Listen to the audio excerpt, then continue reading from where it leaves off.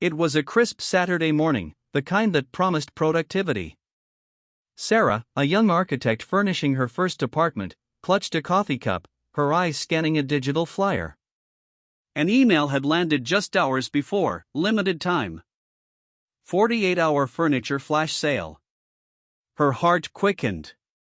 She'd been eyeing a stylish velvet armchair for weeks, but the original price had been just out of reach. Now, a bold red banner screamed 50% off. This was it. This was the sign she'd been waiting for. The store opened in 20 minutes, and she was already planning her route. Sarah arrived as the doors swung open, joining a small but determined queue. Inside, the store was alive with energy, fluorescent lights glinting off polished surfaces. The velvet armchair, previously a distant dream, now stood prominently, a large sale tag obscuring its original price. A salesperson, noticing her gaze, immediately approached. "That's a popular one," he said with a friendly smile. "Only 2 left in stock at this price. The sale ends tomorrow night, or when stock runs out, whichever comes first."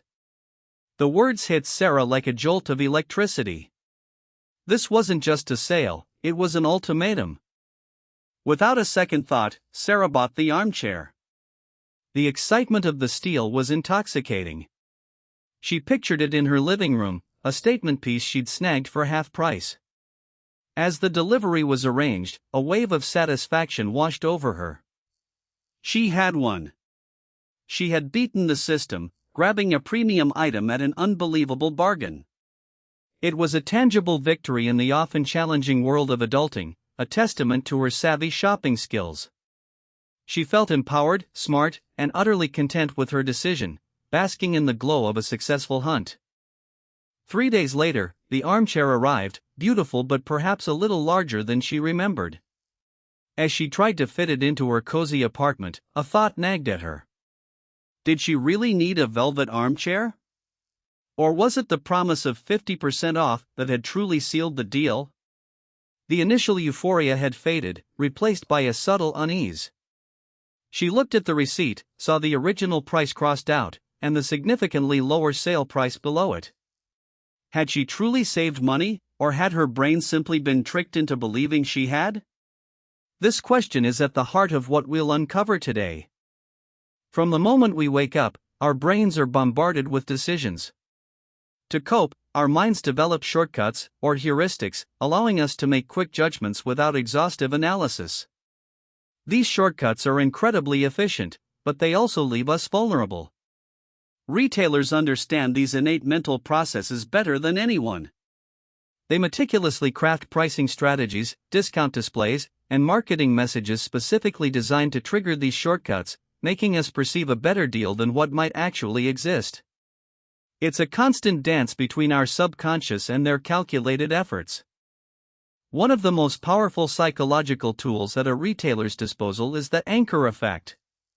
Imagine walking into a store and seeing a blender originally priced at $400, now on sale for $200. The $400 price tag, even if it's inflated or rarely sold at that price, serves as an anchor. Your brain latches onto this initial, higher number as the true value. When you then see the item for $200, it feels like an incredible bargain, a massive discount from the anchor, even if $200 is its fair market value or even slightly high. You compare everything to that first number. This is exactly what happened to Sarah. The original price of the velvet armchair, whether explicitly displayed or subtly implied, became her anchor. The 50% off felt like a genuine reduction from that high reference point, not necessarily from its inherent value or what she would have paid without the sale.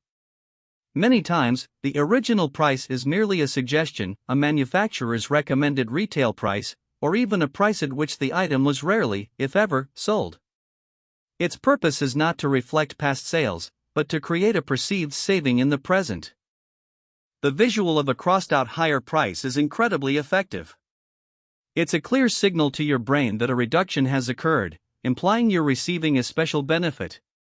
Without the original price for comparison, the sale price alone wouldn't have the same impact. A sweater simply priced at $30 might seem fair. But a sweater showing $60 crossed out, now $30 feels like a smart purchase. Your mind immediately calculates the savings and interprets it as a win, reinforcing the idea that you've outsmarted the system and secured a valuable item for less. This anchoring principle extends beyond physical goods. Consider subscription services. A streaming platform might offer a premium plan at $20 per month, then introduce a basic plan at $10 per month. The $20 anchor makes the $10 plan seem incredibly affordable, even if you only need a few features. Our perception of value is not absolute, it's relative. It's always relative to the initial piece of information, the anchor. Understanding this relativity is the first step to truly understanding why sales prices manipulate our spending habits. Remember the salesperson telling Sarah, "Only 2 left in stock at this price. The sale ends tomorrow night?" This is the scarcity principle at play, combined with urgency.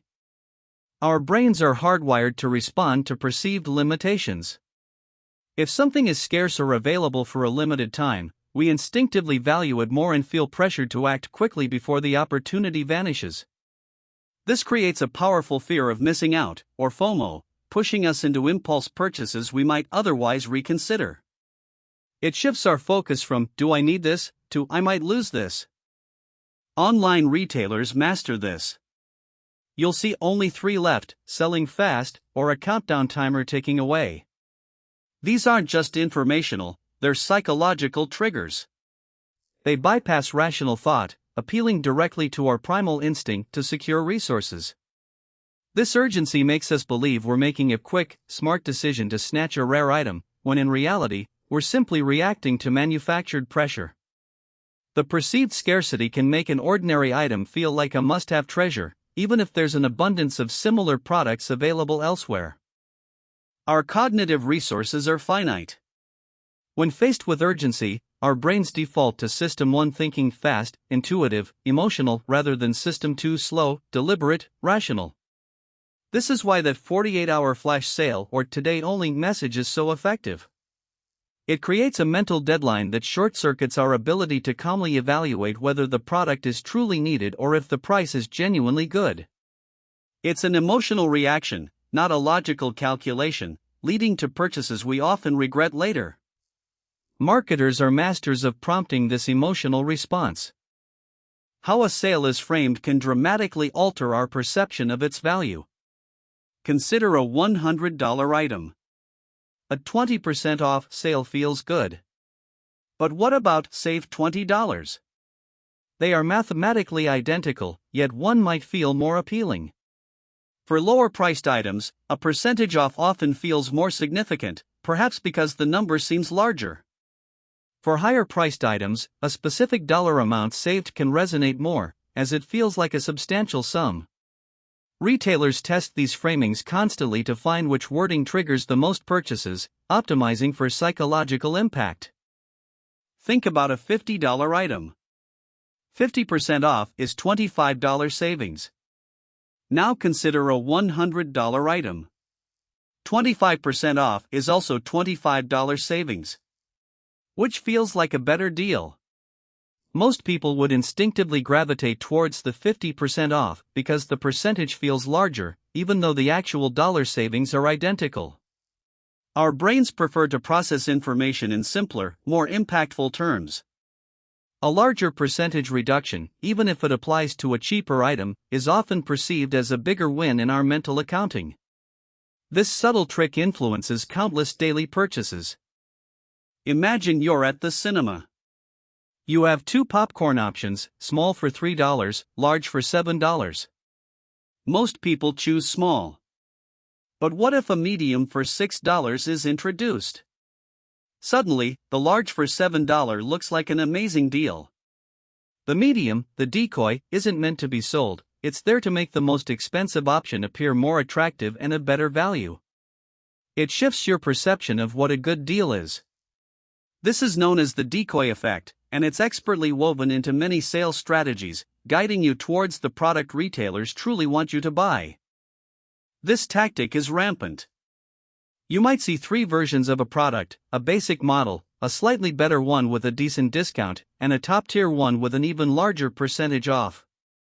The middle option often serves as the decoy, making the high-end product, with its steeper discount, seem like the smartest purchase.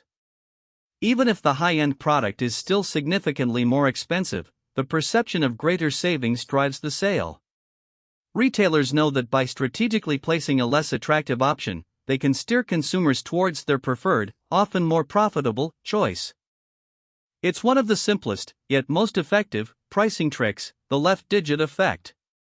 Why do so many prices end in 0.99? Because $9.99 feels significantly cheaper than $10, even though it's only 1 cent less. Our brains process numbers from left to right. We register the 9 first and mentally anchor to it, perceiving the price as being in that $9 range rather than rounding up to 10. That single cent difference tricks our subconscious into believing the price is substantially lower, leading to more purchases. It's a testament to how subtle cues influence us.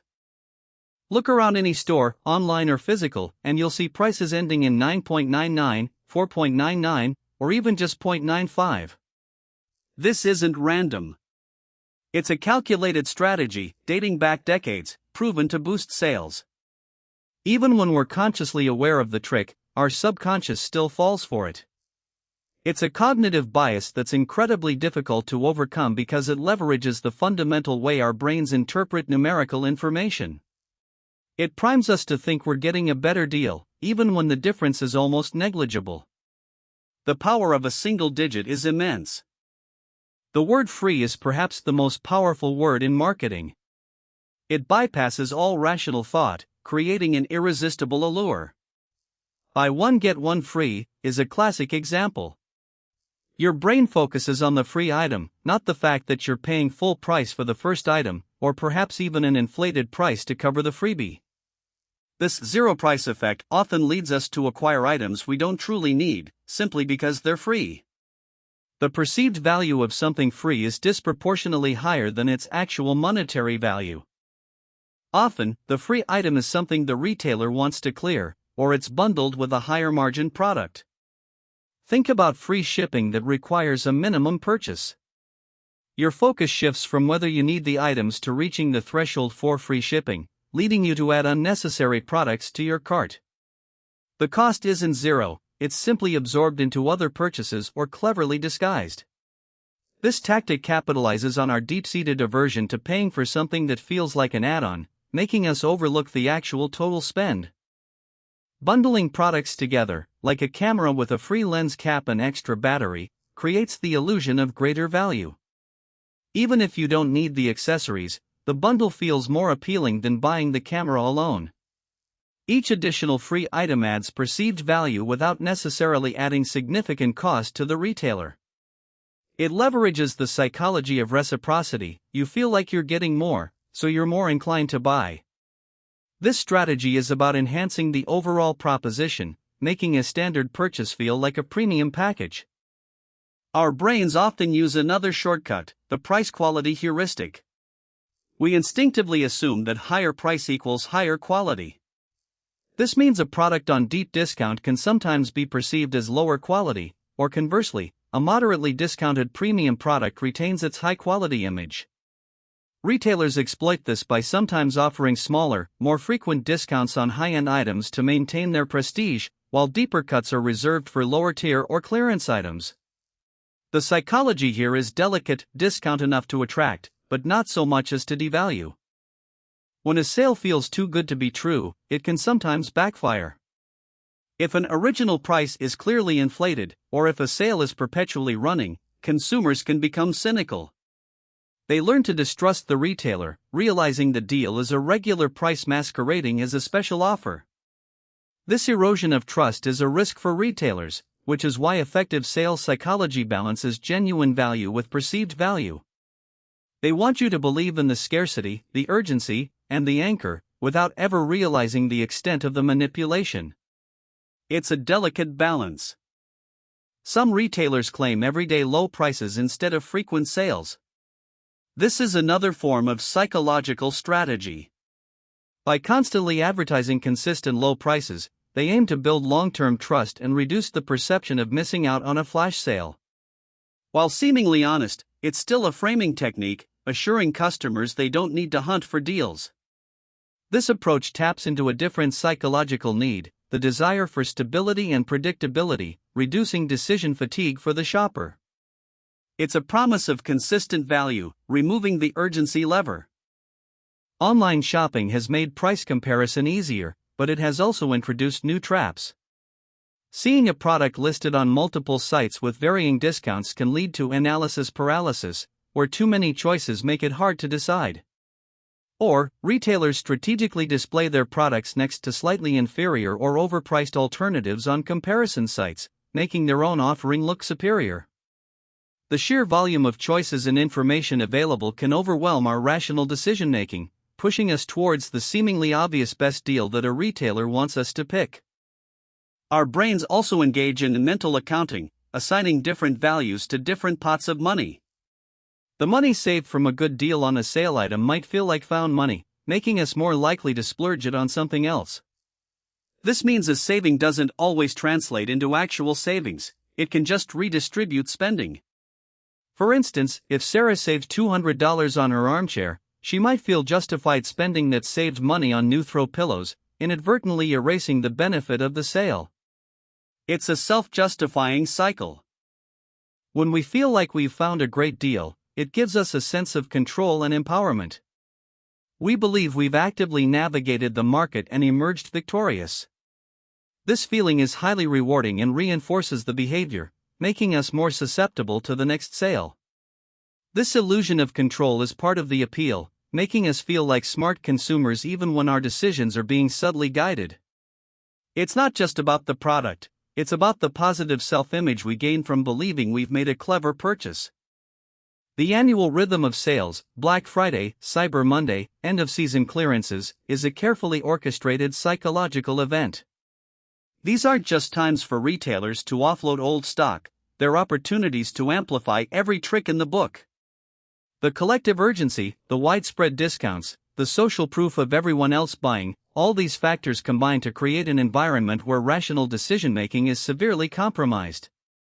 It's a retail carnival designed to maximize impulse and minimize reflection, making it nearly impossible to resist. Every time we perceive a good deal or make a purchase, our brain releases dopamine, a neurotransmitter associated with pleasure and reward. This creates a positive feedback loop, reinforcing the behavior. This dopamine hit is a powerful driver, making the act of sale shopping addictive for some. It explains why we might buy things we don't need, even when our rational brain knows better. We are, in a very real sense, chasing the high of the perceived bargain, rather than the intrinsic value of the item itself. So, how can we protect ourselves from these clever psychological ploys? The first step is awareness. Simply understanding how your brain is being tricked is incredibly powerful. When you see a 50% off sign, pause. Ask yourself, what's the original price? Is it a genuine discount or an inflated anchor? Is there real scarcity or manufactured urgency? Recognize the patterns in pricing strategies. Don't let the immediate gratification overshadow long-term financial wisdom. Take a moment to consciously evaluate the situation, rather than react impulsively. One practical strategy is the 24-hour rule. If you encounter a limited-time sale on a non-essential item, wait 24 hours before purchasing. This simple delay allows the initial emotional impulse to subside, letting your rational brain catch up. Often, the urgency will have passed, or you'll realize you didn't truly need the item after all. It's a cooling-off period that can save you from countless regretted impulse buys, giving you a chance to evaluate the true need and value of a product outside the pressure of the sale environment. Before a major purchase, research the item's true market value across multiple retailers. Don't rely solely on the original price presented by one store. Look at price history trackers for online items to see if the sale is genuinely unique or a recurring discount. This helps you establish your own independent anchor point, uninfluenced by the retailer's psychological tricks. Knowledge is power, and in the world of sales, independent research is your shield against perceived value. Don't just trust the red sticker, verify its true meaning. Shift your mindset from what's on sale to what do I need? Create a shopping list and stick to it. Sales are designed to create needs you didn't know you had. By focusing on your actual requirements, you bypass many of the psychological traps. If an item isn't on your list, a sale price, no matter how attractive, shouldn't be enough to sway you. This disciplined approach puts your needs first, rather than the retailer's desire to move inventory. It's a proactive step towards mindful consumption. Ultimately, the goal is to understand true value, not just perceived value. An item isn't a good deal simply because its price has been reduced. It's a good deal if it meets a genuine need, functions well, and is purchased at a price you would have willingly paid even without the sale tag. This means looking beyond the percentages and dollar amounts to the utility, durability, and relevance of the item to your life. True value aligns with your personal priorities, not marketing ploys. It's about long-term satisfaction over short-term thrill. Months later, Sarah looks at her velvet armchair. It's still beautiful, but it still feels a little too big for her apartment. She eventually bought the throw pillows she initially passed on, realizing she hadn't truly saved money. The initial thrill of the 50% off bargain faded as she understood the full picture of her purchase. She learned that a good deal doesn't always equate to a smart purchase, and that sometimes, paying slightly more for something you truly need and love, without the pressure of a sale, is the smarter financial and emotional decision. Retailers will continue to employ sophisticated psychological tactics because they work. But by understanding these tricks, you reclaim the power. You transform from a reactive consumer, swayed by clever pricing, into a proactive decision maker, guided by your own needs and values. The next time you see a tempting sale, remember Sarah and her armchair. Pause, think, and ask yourself, is this a genuine opportunity, or is my brain just being tricked? Your wallet, and your peace of mind, will thank you. Ultimately, mindful spending isn't about avoiding all sales. It's about approaching them with an informed, critical eye. It's recognizing that the joy of a good deal should come from truly saving on something you genuinely need or deeply desire, not from the fleeting thrill of beating the system. When you understand the psychological underpinnings of sales, you can navigate the marketplace with greater confidence, making choices that truly serve your best interests. This knowledge transforms shopping from a game of manipulation into a conscious act of value creation for yourself.